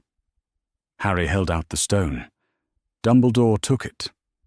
They stood in the corridor for a moment, in which Harry was aware that they were about to have a conversation unlike the ones Dumbledore had with most 11-year-olds. "The scar," Harry said. Dumbledore's expression shifted, very slightly. "Yes. It isn't just a curse mark. No. The hat told me there was something in it. I've always felt it. Something that isn't mine." A silence. Harry could see Dumbledore beginning the calculation he always performed. What to share, what to withhold, how much the person in front of him could bear. Harry had been watching this calculation on this face since he was old enough to recognize it. "You have been raised," Dumbledore said finally, "by someone who does not accept partial truths." "No," Harry said, "she doesn't. She has prepared you for this conversation more thoroughly than I could have done myself." He was quiet for a moment that seemed to contain more than its length suggested. "The night your parents were killed, Voldemort attempted to kill you as well. The killing curse rebounded because of your mother's sacrifice. When it rebounded, it destroyed his body and left him less than a spirit. But it also left something else behind, in the only living thing remaining in the room. In the scar," Harry said. "In the scar. A fragment of his soul. Something that attached itself to you." Harry sat with this. He was at the end of a year in which he had helped subdue a troll, and walked through a sequence of magical chambers, and watched a man come apart. And the information he was receiving now was the kind that reorganized the shape of everything that had come before it. "Can it be removed?" he asked. "There is a way," Dumbledore said. "It will require something of you that I am not prepared to ask of an 11-year-old. There is time, years of it, before it becomes necessary. I am telling you now because you asked me a direct question, and you have earned a direct answer." Harry thought about this precisely. He thought about McGonagall, who had told him about the prophecy at 9 and the scar fragment at 11, who had said, "You have the right to know you are in a story, even if I don't know the ending." He thought about a great many things in a short time. "Did you know?" he asked, "when you tried to leave me on the doorstep." Dumbledore was quiet for a moment. "Not entirely. I suspected that something had attached itself. I did not know its precise nature." Did Professor McGonagall know? About the fragment specifically? No. Harry nodded. He filed this alongside the other things that were important and required later attention. You should tell her, he said.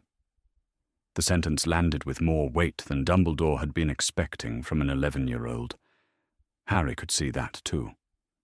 Yes, Dumbledore said, quietly. I should. He told her that same night. McGonagall understood what it meant before Dumbledore had finished the sentence. She was the most thorough person he had ever worked alongside, and the implications arranged themselves in her mind with the ruthlessness of clear thinking as the words reached her. She sat entirely still in the chair behind her desk. Is there another way? She asked. I have looked, Dumbledore said. I continue to look. She turned to the window. It was past midnight, and the grounds were dark except for the lights in Hagrid's hut and the distant gleam of the lake. The Forbidden Forest stood at the edge of things, exactly as it had always stood. Then keep looking, she said. It was the tone she used when a conversation had reached the limit of what words could do and needed to continue by other means. He accepted it as such and left.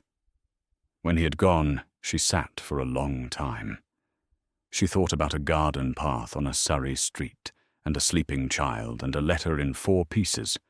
The choice she had made that night was not going to give back anything it had asked of her.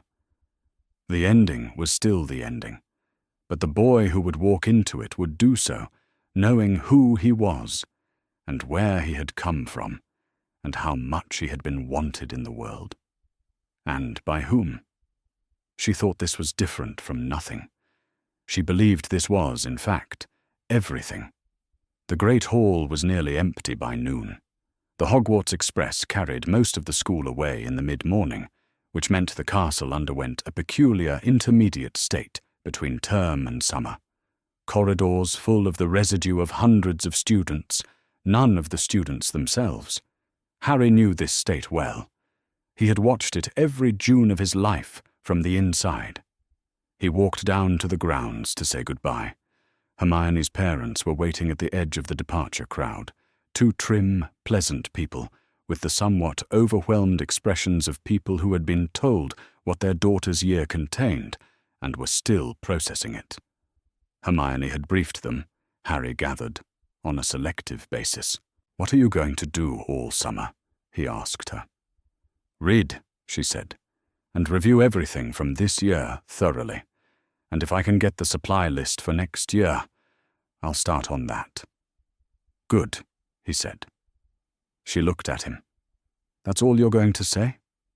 That sounds like a good summer, he said. She laughed, a real one, not the laugh she sometimes produced when she felt a laugh was socially appropriate. And he thought, yes, this is the kind of person you know for a long time. Ron was at the edge of the crowd, with the particular energy of a family that has arrived somewhere at considerable volume. He extracted himself from this and came over with the expression of someone who has rehearsed something. The Burrow, he said. Part of the summer. Mum said I could ask. I'll ask, Harry said. Ron seemed to read this correctly. His expression settled into the comfortable certainty of a plan that has come together. Good, he said. He went back to his family with the ease of someone returning to water. Harry turned back toward the castle. He already knew what McGonagall would say. She had been trying, in various forms, to give him a life that included summers and ordinary houses and other people's families since he was approximately 4 years old. The Burrow was exactly the kind of thing she would approve of. Lupin arrived at the end of June. He was 32 and looked the way he always looked in summer. Better than he had in term, when certain weeks were difficult, and not yet as rested as he would look by August. He arrived with the quality of someone who has not hurried and is not worried, which was his baseline, and had always been stabilizing. They sat in the courtyard on a Tuesday afternoon. Are you all right? Lupin asked. Yes, Harry said. Actually all right? Or managing the question all right? Actually, Harry said. There had been 2 weeks after the conversation with Dumbledore that had not been all right in any interior sense. Then he had arrived somewhere more settled, the way he did after most difficult things, not by resolving them but by accepting their weight. It's a great deal to know, he said, but I'd rather know it. Yes, Lupin said. A pause. You didn't run from the chambers. Where would I go? Harry said. This is my house. Lupin looked at him. That's either very brave or very impractical. Both, probably, Harry said. You would know. Something moved across Lupin's expression. Your father used to say things like that, he said, in exactly that tone. He looked away at the courtyard, at the light on the stone, and his expression had the quality it got when he was thinking about people who were not here. McGonagall came through the courtyard partway through, carrying something she had come to set down. She looked at Lupin, and then at Harry, and then back at Lupin, and in the silence between them, Harry could read. At 11 now, he could read more of these silences than he used to. Something that said, he's all right. He is, in fact, actually all right. Tea, she said. Please, Lupin said. Please, Harry said. She went. Lupin looked at Harry once more, briefly, and did not say what he was thinking. He didn't need to. Dumbledore requested a meeting on the last day of June. McGonagall went. She had expected it. He said, Harry knows considerably more, at 11, than I would have wished. She said, he asked me questions, and I answered honestly, because he has always deserved honest answers. He said, there are risks to that approach. She said, there are also risks to the alternative, and I have 30 years of watching your approach to compare against mine. He will still have to face Voldemort, Dumbledore said. I know, she said. He will still have to make a choice that you and I cannot make for him. The prophecy has not changed because of what you chose. I know that, she said. I have always known that, which is precisely why I raised him to make choices, so that when that moment comes, it will be his, and it will be made from knowledge and from love and not from ignorance dressed up as innocence. Dumbledore was quiet. Outside his windows, the grounds lay in late June light, clear and still. After a moment, he said, he is not what I intended. A beat. He may be better. She did not accept this as vindication. She had not done what she had done to produce something Dumbledore found preferable to his original plan. She was not going to allow it to be absorbed as a positive revision of his strategy. You tried to leave him on a doorstep, she said. Yes, Dumbledore said. In the cold. In November. With a letter and no one to receive him. Yes. Don't forget that. He looked at her with the expression she had seen on only a handful of occasions in 30 years. The one underneath everything else. The one that was simply a person who has done something wrong and knows it. I won't, he said. It was not forgiveness. Neither of them called it that. It was the closest thing to honesty they had managed in 11 years, which was not very close in absolute terms, but was real. She stood to go. At the door she stopped. The petition for Sirius Black's trial, she said. I will file it again this September. I have filed it every year, and I intend to continue filing it until someone with the authority to act on it does so. A silence. Dumbledore looked at his desk for a moment. Then he said, I'll co-sign it. She had not expected this. She stood very still for a moment. He had known, for 11 years, that Sirius was innocent. He had made the calculation that the truth would not be believed, and the calculation had been wrong, and Sirius had spent 11 years in Azkaban under Dementors, who fed on warmth and hope and everything that made a person worth being. The co-signing was not affection. It was Dumbledore doing, finally, the thing honesty required about a debt 11 years overdue. "Thank you," she said. She left. Sirius was still in Azkaban, but Dumbledore's name on a petition was a weight the Ministry would find considerably harder to set aside than hers alone had been, and for the first time in 10 years she allowed herself something adjacent to hope. That evening, McGonagall sat in her office as the last of the June light came through the window. The Black Lake was flat and bright in the low sun. The Quidditch pitch lay empty. The Forbidden Forest stood at the edge of things, as it always had. Harry was on the grounds below with Hagrid, the two of them walking toward the lake at Hagrid's characteristic pace, the pace of a very large person who has never needed to hurry. Harry was 11 years old, and he came up to approximately the middle of Hagrid's arm, and they were talking about something she couldn't hear. She didn't need to hear it. She thought about a garden path in Surrey, and a letter in 4 pieces, and the specific weight of a sleeping child. She thought about Elphinstone in a cottage doorway. She thought about Dougal McGregor.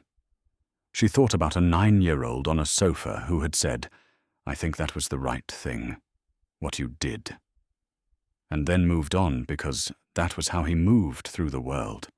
He absorbed the difficult and kept going, and she had watched him learn this from a very young age by being given no alternative to it. She had not made the easiest choice that night on Privet Drive. She had not made the safest one. She had made the only one she could live with, and she was, as far as she could honestly judge it, still living with it, still finding it worth what it had cost. She opened the desk drawer. She took out a sheet of parchment. She uncapped her pen.